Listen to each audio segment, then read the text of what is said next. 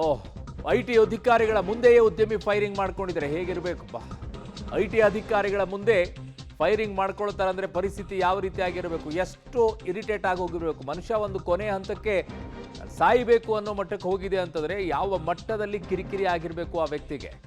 ಇಷ್ಟೆಲ್ಲ ಸಾಮ್ರಾಜ್ಯವನ್ನ ಕಟ್ಟಿ ಆತ್ಮಹತ್ಯೆ ಮಾಡ್ಕೊಳ್ಳೋ ಮಟ್ಟಕ್ಕೆ, ಅದನ್ನ ಅನುಭವಿಸೋಕ್ಕೂ ಆಗದೇನೆ ಆತ್ಮಹತ್ಯೆ ಮಾಡ್ಕೊಳ್ಳೋಕೆ ಹೋಗಿದ್ದಾರೆ ಅಂತಂದ್ರೆ ಯಾವ ರೀತಿಯಲ್ಲಿ ಕಿರಿಕಿರಿ ಉಂಟು ಮಾಡಿರಬೇಕು IT ಅವರು ಅಂತ. ಸೊ ನನ್ನ ಸಹೋದ್ಯೋಗಿ ಈಗ ಉಮೇಶ್ ನನ್ನ ಸಂಪರ್ಕಕ್ಕೆ ಸಿಗ್ತಾ ಇದ್ದಾರೆ ಕ್ರೈಮ್ ಬ್ಯೂರೋ ಇಂದ. ಉಮೇಶ್, ಈಗ ನೀವು ಅಲ್ಲೇ ಇದ್ದೀರಾ ಅಂತ ಗೊತ್ತಾಗ್ತಾ ಇದೆ. ಕಾನ್ಫಿಡೆಂಟ್ ಗ್ರೂಪ್ನ ಮುಂಭಾಗದಲ್ಲಿ ಏನಾಗ್ತಾ ಇದೆ ಸ್ಥಳದಲ್ಲಿ? ಅರುಣ, ಕಾನ್ಫಿಡೆಂಟ್ ಗ್ರೂಪ್ನಲ್ಲಿ ಏನು CJ ರಾಯ್ ಅವರು ಆತ್ಮಹತ್ಯೆ ಮಾಡಿಕೊಂಡ್ರು, ಅಲ್ಲಿಗೆ ಈಗಷ್ಟೇ ಪೊಲೀಸರು ಬಂದು ಆ ಕ್ರೈಮ್ ಸೀನ್ ಒಳಗಡೆ ಯಾರು ಹೋಗದಂತೆ ಕೂಡ ಟ್ಯಾಗ್ ಕಟ್ತಾ ಇರುವಂಥದ್ದು. 5 ಗಂಟೆ ಸುಮಾರಿಗೆ ಆ ಘಟನೆ ನಡೆದಿದೆ ಅನ್ನೋದ್ರ ಬಗ್ಗೆ ಮಾಹಿತಿಗಳು ಲಭ್ಯ ಆಗ್ತಾ ಇರುವಂಥದ್ದು. ಬೆಳಗ್ಗೆಯಿಂದಲೂ ಕೂಡ IT ಅಧಿಕಾರಿಗಳು ದಾಳಿ ಮಾಡ್ತಾ ಇದ್ರು. ದಾಳಿ ಮಾಡಿದಂಥ ಸಂದರ್ಭದಲ್ಲಿ CJ ರಾಯ್ ಏನಿದ್ರು ಕಾನ್ಫಿಡೆಂಟ್ನ ಮುಖ್ಯಸ್ಥರು, ಅವರು ಕೂಡ ಇಲ್ಲಿಗೆ ಬರ್ತಾರೆ. ಬಂದಂಥ ವೇಳೆಯಲ್ಲಿ IT ಅಧಿಕಾರಿಗಳು ಮತ್ತು CJ ರಾಯ್ ಅವರ ಮಧ್ಯೆ ಒಂದಷ್ಟು ಮಾತುಕತೆ ಕೂಡ ಆಗುವಂಥದ್ದು. ಆ ಸಂದರ್ಭದಲ್ಲಿ ಪದೇ ಪದೇ ಕಿರುಕುಳ ಕೊಡ್ತಾ ಇದ್ದಾರೆ ಅನ್ನೋ ನಿಟ್ಟಿನಲ್ಲಿ ಮಾತಿನ ಚಕಮಕಿ ಆದ ನಂತರದಲ್ಲಿ ತನ್ನ ಬಳಿ ಇದ್ದಂಥ ಲೈಸೆನ್ಸ್ಡ್ ಗನ್ನಿಂದಲೇ IT ಅಧಿಕಾರಿಗಳ ಮುಂದೆಯೇ ಅವರು ಶೂಟ್ ಮಾಡಿಕೊಂಡು ಆತ್ಮಹತ್ಯೆ ಮಾಡಿಕೊಳ್ಳುವಂಥದ್ದು. ತಕ್ಷಣಕ್ಕೆ ಅಧಿಕಾರಿಗಳು ಕೂಡ ಅವರನ್ನು HSR ಲೇಔಟ್ನ ಖಾಸಗಿ ಆಸ್ಪತ್ರೆಗೆ ದಾಖಲು ಮಾಡುವಂಥ ಪ್ರಯತ್ನ ಮಾಡ್ತಾರೆ. ಆದರೂ ಕೂಡ ಚಿಕಿತ್ಸೆ ಫಲಕಾರಿಯಾಗಿದೆ, ಸಾವನ್ನಪ್ಪಿದ್ದಾರೆ ಅನ್ನೋದ್ರ ಬಗ್ಗೆ ಮಾಹಿತಿಗಳು ಲಭ್ಯ ಆಗಿರುವಂಥದ್ದು. ಕೆಲವೇ ಅಂದರೆ 5 ಗಂಟೆ ಸುಮಾರಿಗೆ ಈ ಘಟನೆ ನಡೆದಿರುವ ಹಿನ್ನೆಲೆಯಲ್ಲಿ ಈಗಷ್ಟೇ ಹಿರಿಯ ಅಧಿಕಾರಿಗಳು ಕೂಡ ಸ್ಥಳಕ್ಕೆ ಬರ್ತಾ ಇದ್ದಾರೆ. ಮತ್ತೊಂದು ಕಡೆ ನೀವು ನೋಡ್ತಾ ಇರ್ಬೋದು, IT ಅಧಿಕಾರಿಗಳ ಕಾರ್ ಕೂಡ ಇಲ್ಲೇ ನಿಂತಿರುವಂಥದ್ದು. ಬೆಳಗ್ಗೆಯಿಂದಲೂ ಕೂಡ ಆ ಕಾನ್ಫಿಡೆಂಟ್ ಗ್ರೂಪ್ ಮೇಲೆ IT ಅಧಿಕಾರಿಗಳು ದಾಳಿ ಮಾಡ್ತಿದ್ರು. ದಾಳಿ ಮಾಡಿದಂಥ ಆ ಸಂದರ್ಭದಲ್ಲೇ ಇನ್ನೂ ಅದೇನೋ ಈ ಅವಘಡ ಸಂಭವಿಸಿರುವಂಥದ್ದು. ಇನ್ನೂ ಕೂಡ IT ಅಧಿಕಾರಿಗಳು ಕೂಡ ಒಳಗಡೆನೇ ಇದ್ದಾರೆ.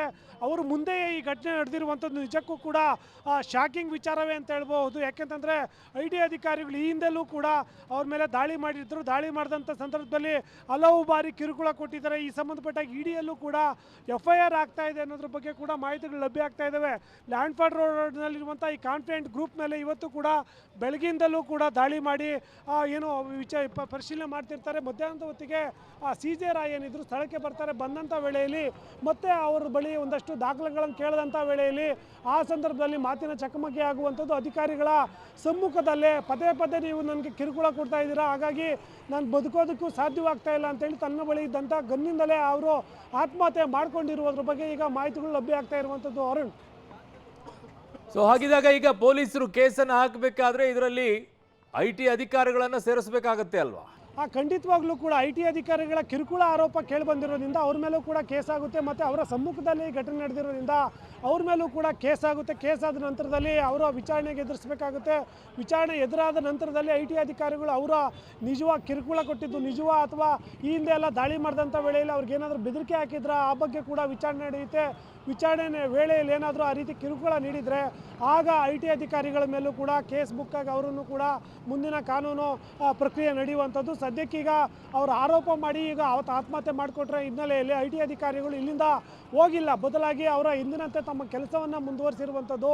ಹಾಗಾಗಿ ಈಗ HSR ಲೇಔಟ್ನ ಖಾಸಗಿ ಆಸ್ಪತ್ರೆಗೆ ಅವರನ್ನು ಕಳಿಸಿ ಬದುಕಿಸುವಂಥ ಪ್ರಯತ್ನ ಮಾಡಿದರೂ ಕೂಡ ಸೆಲ್ ಪೇನ್ ತಲೆಗೆ ಶೂಟ್ ಮಾಡಿಕೊಂಡ್ರೆ ಹಿನ್ನೆಲೆಯಲ್ಲಿ ಅವರು ಆತ್ಮಹತ್ಯೆ ಸಾವನ್ನಪ್ಪಿರುವಂಥ ಮಾಹಿತಿಗಳು ಈಗ ಲಭ್ಯ ಆಗ್ತಾ ಇದ್ದಾವೆ. ಈಗಷ್ಟೇ ಒಂದಷ್ಟು ಹಿರಿಯ ಅಧಿಕಾರಿಗಳಿಗೂ ಪೊಲೀಸರಿಗೂ ಕೂಡ ಕೆಲವೇ ನಿಮಿಷಗಳ ಹಿಂದೆ ಮಾಹಿತಿಗಳು ಗೊತ್ತಾದ ಹಿನ್ನೆಲೆಯಲ್ಲಿ ಸ್ಥಳಕ್ಕೆ ಇವಾಗ ಸೆಂಟ್ರಲ್ DCP ಕೂಡ ಸ್ಥಳಕ್ಕೆ ಬಂದಿರುವಂಥದ್ದು.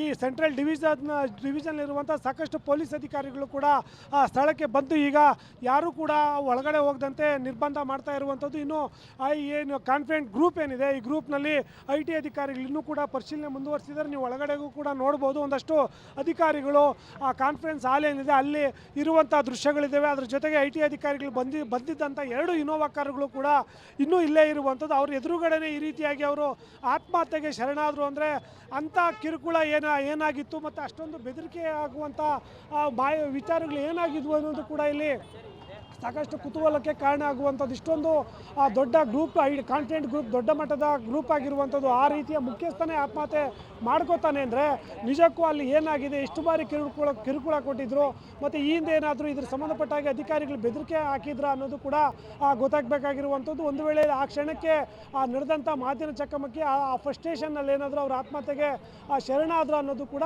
ನಂತರದಲ್ಲೇ ಗೊತ್ತಾಗಬೇಕಾಗಿದೆ. ಅರುಣ್. ಓಕೆ ಉಮೇಶ್, ಅದು ಒಂದು ಸಂಸ್ಥೆ ಅಂತಂದಾಗ ಆ ಸಂದರ್ಭದಲ್ಲಿ ಒಳಗಡೆಗೆ ಕ್ಯಾಮ್ರಾಗಳು ಕೂಡ ಇದ್ದೇ ಇರುತ್ತೆ, CC ಕ್ಯಾಮ್ರಾಗಳು. ಮನೆ ಆದರೆ ಅದು ಇರೋದಿಲ್ಲ, ಬಟ್ ಇಂಥ ಜಾಗಗಳಿರುತ್ತೆ. ನೀವು ಹಾಗೆ ಸಂಪರ್ಕದಲ್ಲಿ ವಾಪಸ್ ಬರ್ತೀನಿ ನಿಮ್ಮ ಹತ್ರ. ಈ ಕ್ಯಾಮ್ರಾಗಳಲ್ಲಿ ಏನಾದರೂ ರೆಕಾರ್ಡ್ ಆಗಿದೆಯಾ ಘಟನೆ ದೃಶ್ಯಾವಳಿಗಳು, ಅದನ್ನು ಕೂಡ ಈಗ ಪೊಲೀಸರು ತಗೊಳ್ತಾರೆ. ತದನಂತರ ಏನು ಅನ್ನೋದನ್ನ ನೋಡಬೇಕಾಗಿದೆ.